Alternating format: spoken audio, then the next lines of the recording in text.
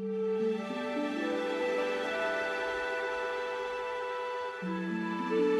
Jiao, or Chinese jacket wrestling, is a popular style of wrestling that is practiced predominantly in northern China. In today's day and age, it is often referred to as Chinese-style wrestling. However, all of today's Shuai Jiao can be traced back to the Qing dynasty's Shan Pu Ying. The Shan Pu Ying was a professional wrestling group that represented the Imperial family, the Manchu Imperial family, during the Qing dynasty. They were appointed from bannermen and spent their days wrestling and honing their wrestling skills as well as other skills.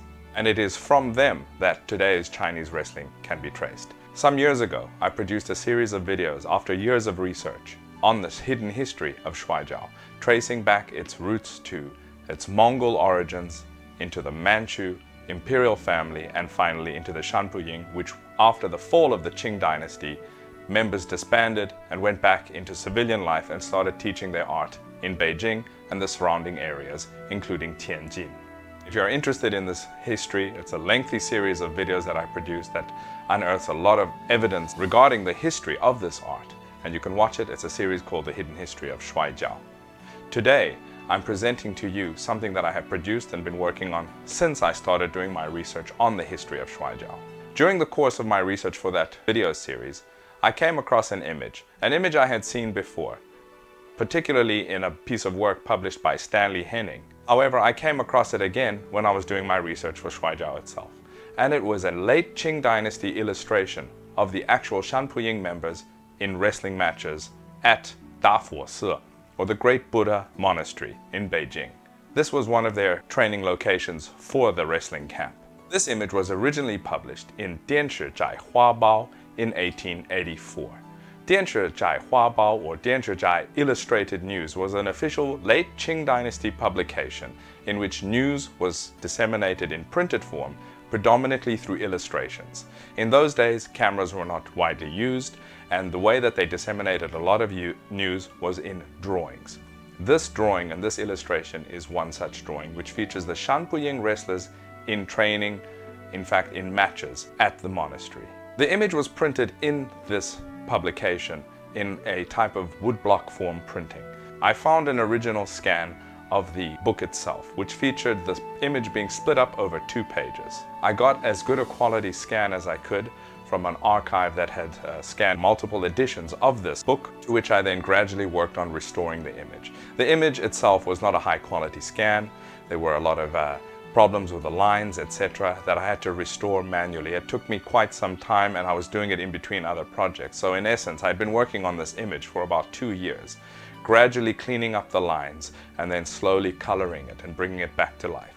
During the course of my restoration of this image and coloring, I reference multiple Qing dynasty paintings, such as that of Lang Shening, Castiglione, who painted the actual wrestlers at some point in their history, as well as other images of Manchu officials to get the coloring of the items of clothing, etc., as accurately as possible. This image is extremely important for a few reasons.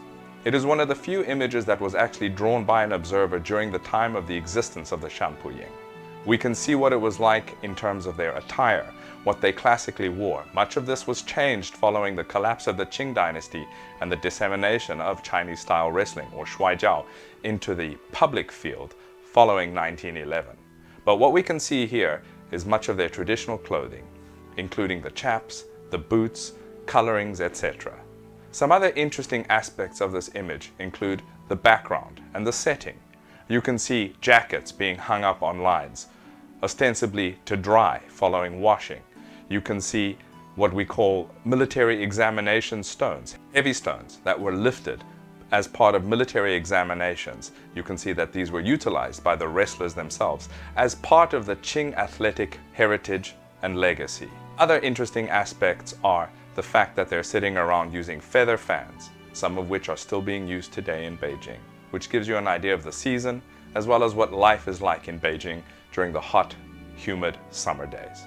I present this image to you and Shuai Jiao enthusiasts around the world, as well as wrestling fans, now for you to own. I did this because it was something that I particularly wanted myself. I'm a big fan of historical items, and this gives you a glimpse and brings to life the Shan Pu Ying, from a time when they still existed. I meticulously hand-colored this item and restored it, and have now made it available for you to order as a poster printed on high-quality art paper in large format from mushinmartialculture.com. So now, this piece of Shuai Jiao history is available to enthusiasts around the world.